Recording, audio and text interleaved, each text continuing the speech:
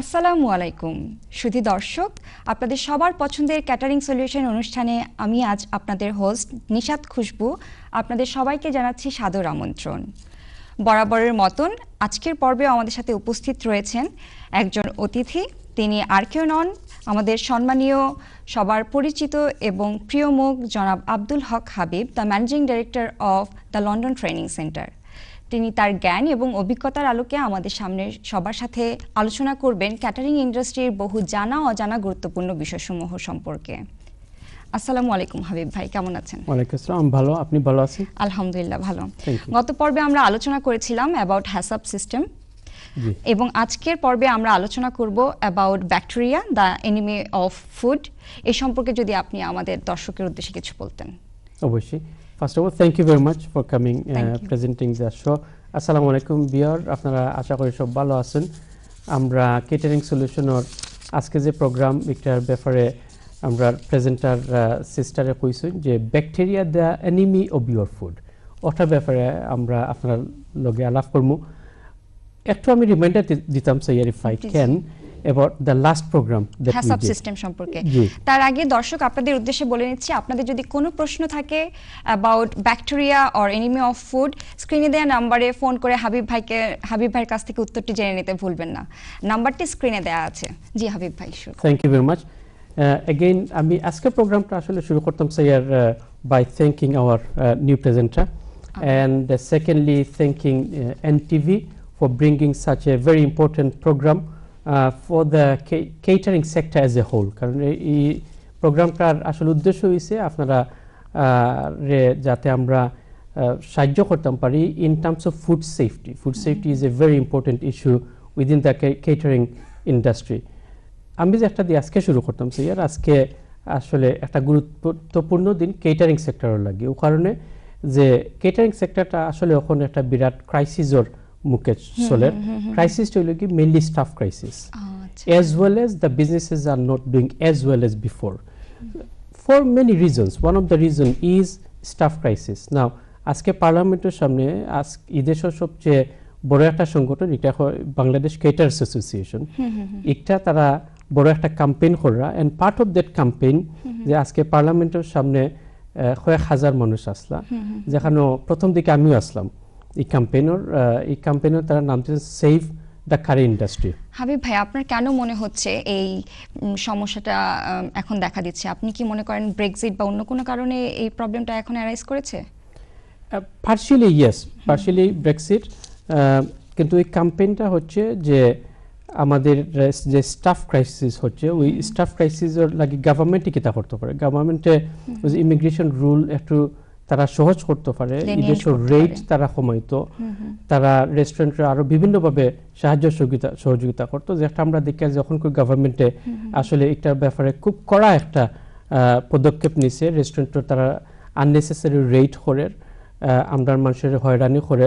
এবং আমি personally from this programme I'm condemning this kind of illegal and immoral rates in restaurants on behalf of this campaign. আমি আশা করি যে আপনারা যারা আজকে টেলিভিশনও দেখরা সবই ক্যাম্পেইনের শরীক হইবা, কারণ এটা আমরা রুজির ব্যাপার। Catering sector is the backbone of our community. So I want to start the programme by supporting this campaign. অনেক মানুষের জীবিকার নির্ভর করছে এই আমরা যদি এই ইন্ডাস্ট্রিটা ধ্বংস হয়ে যায় তাহলে আমরা হাজার হাজার মানুষে কাজ হারাইব, আমরা হাজার হাজার ফ্যামিলি সাফার করব, দুর্ভোগ পোহাবে। জি জি। তো সবটার লাগি আসলে ইন্ডাস্ট্রির আমরা বাঁচাইয়া রাখার সবার দায়িত্ব, খালি যারা কাম করা তারা নাই, যারা গাবনা তারা নাই, মিডিয়ার দায়িত্ব আছে, জার্নালিস্টগুলোর দায়িত্ব আছে, পলিটিশিয়ান যারা আছেন, আপনারা কাউন্সিলর এমপি যারা আছেন আপনারারও দায়িত্ব আছে, আমরা একাডেমিক যারা তারারও দায়িত্ব আছে। সবাইকে এগিয়ে আসতে হবে, সবাই এগিয়ে আসে। Unitedly we must save this very important sector for the British Bangladeshi community. ওখানে আমি যেটা আমরা মেইন টপিকের দিকে আমার মনে হয় যে ইফ আই ক্যান স্টার্ট, আমাদের আজকে টপিক হচ্ছে bacteria the enemy of food. আমরা এখন এই সম্পর্কে যদি আলোচনা শুরু করি তাহলে of course I want to start by reminding what has happened in the last program.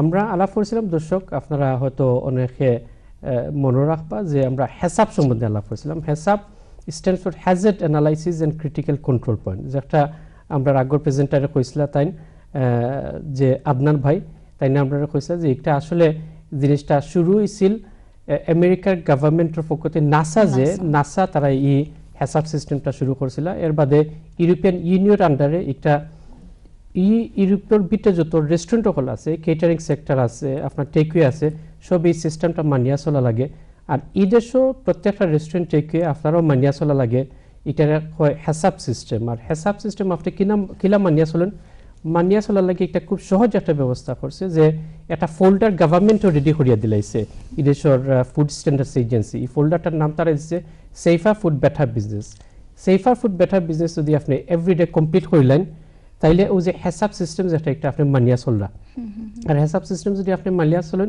That means আপনি ল মানরা you are complying with the legislation regulation EC regulation 2004 and 2006 therefore আমরা ওই যে হেসাব সিস্টেম ব্যাপারে গত প্রোগ্রাম আলাপ করি আমরা শেষ করেছিলাম আজকে যে একটা আমরা আলাপ করতাম যে bacteria the enemy of your food আসলে এটার বাংলা তো আপনারা সবাই বুঝরা খুব সিম্পল একটা টাইটেল যে ব্যাকটেরিয়া যেটা এটাও যে হেসাবর আন্ডারে পড়ে আমরা যেটা আলাপ করেছিলাম গত প্রোগ্রামে যে হেসাব বলতে যে ফ্রম ফার্ম টু ফর্ক যে খানি আপনার শুরু থেকে শেষ পর্যন্ত ফার্ম থেকে একবারে প্লেট হওয়া পর্যন্ত there are about 7 to 10 steps প্রত্যেকটা স্টেপও খানিটা আপনার কন্টামিনেটেড হইতে পারে in 4 different ways physical chemical microbiological and allergens now আজকে আমরা যেটা আলাপ করি আর দর্শকবৃন্দ যে এটা ওই যে মাইক্রো অর্গানিজম যেটা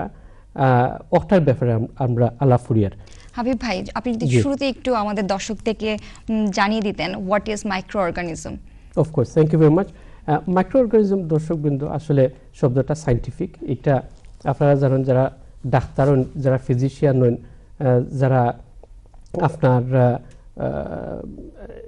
ওই ধরনের টপিক হল যারা স্টাডি করেন তারা মাইক্রোবায়োলজি স্টাডি করেন ফিজিক্স স্টাডি করেন বিশেষ করে মাইক্রোবায়োলজি যে সাবজেক্ট ওখানে তারা পিএইচডি করেন না অত বড় একটা subject complicated subject how can you make it so simple so that we can understand and practice within our catering sector now microorganism আসলে একটার আন্ডারে তিনটা জিনিস একটা হচ্ছে ব্যাকটেরিয়া একটা হচ্ছে ভাইরাসেস আর আরেকটা হচ্ছে আপনার মোল্ড আচ্ছা আমরা ব্যাকটেরিয়া নিয়ে কথা বলবো আজকে আমরা যেটা আলাপ করব just bacteria maybe on a different day we'll talk about viruses and mold now so why it is important for our food of course thank you very much and more importantly it is very important for our food and within the catering sector within the restaurants for every single restaurant khane eta apnar relevant and important because law hoy food safety act 1990 food safety regulations 2013 all regulations hoy je apni je food service korba apnar customer that food has to be safe and it has to be 100% safe and it has to be bacteria free as well so specifically the law states that your food has to be microorganism free যেমন আমরা জানি কিছু bacteria হচ্ছে good for food আর কিছু bacteria হচ্ছে very bad for food of course তো আজ আমরা কি দুইটা নিয়ে আলোচনা করব নাকি আপনি যে কোনো একটি বিষয় নিয়ে আজকে আলোচনা করছেন আমাদের দর্শকদের সাথে আমরা মেইনলি আসলে যদি ওটা কই যে bacteria what is bacteria bacteria is basically it is a very very tiny thing আমরা মানে খালি চোখে যেটা আমরা দেখতাম পারি একটা মাইক্রোস্কোপ লাগবে এটা দেখতে হইলে নাও ব্যাকটেরিয়ার মাঝে কিন্তু মেইনলি তিন ধরনের ব্যাকটেরিয়া আছে একটা ফ্রেন্ডলি ব্যাকটেরিয়া যেটা আপনি কইছেন উই ক্যান ইট যেমন আপনার ইয়েগটও থাকে চিজও থাকে পনিরও থাকে this is a friendly bacteria so this is lactic acid maybe if I am not wrong yes of course secondly আরেকটা ব্যাকটেরিয়া আছে এটা আপনার pathogenic bacteria is basically the enemy of your food. It's not good for food. It's not good. It is very very dangerous. This is responsible for killing about 400 to 500 people in the UK every year. So it's very dangerous. Very very dangerous. ওটার লাগি যে লয় হয় আপনার ফুডটা 100% contamination free safe খানি কাস্টমারের service করতে হইব if your food is contaminated with bacteria especially microorganism pathogenic bacteria then you are breaking the law and you might be committing a criminal offense and therefore you might go into prison your business might get shut down and many other fines and other punishment might follow. So Habib ভাই এই ব্যাকটেরিয়াটা কিভাবে আমাদের ফুডের মধ্যে grow করে? Now, very good question. এখন আমরা যে তিনটা ব্যাকটেরিয়ার কথা বলছিলাম, একটা ফ্রেন্ডলি ব্যাকটেরিয়া, একটা প্যাথোজেনিক ব্যাকটেরিয়া, আর একটা ব্যাকটেরিয়া আছে ওটাকে বলে স্পয়েলেজ ব্যাকটেরিয়া, যেটা খানিকে পচায়, মানে খানিকটা নষ্ট করে দেয়। এটা হলো কি স্পয়েলেজ ব্যাকটেরিয়া। নাও আজকে আমরা যেটা আসলে দর্শকবৃন্দ আলাপ করবো, এটা যে প্যাথোজেনিক ব্যাকটেরিয়া। প্যাথোজেনিক ব্যাকটেরিয়াটা আসলে একটা জিনিস এক্সকিউজ মি, এটা রিলিজ করে, এটার টক্সিন, এন্ড টক্সিনটাও টক্সিক। নাও যে টক্সিন যেটা, দিস ইজ পয়জন বেসিক্যালি। ওটার লাগি আমরা কই না food poisoning. Food poisoning came from this bacteria, যে ব্যাকটেরিয়াটা টক্সিন রিলিজ করে, আর ও টক্সিনটা খানিরে পয়জনাস বানাইলে। Obviously it's not safe for our health as well. Definitely.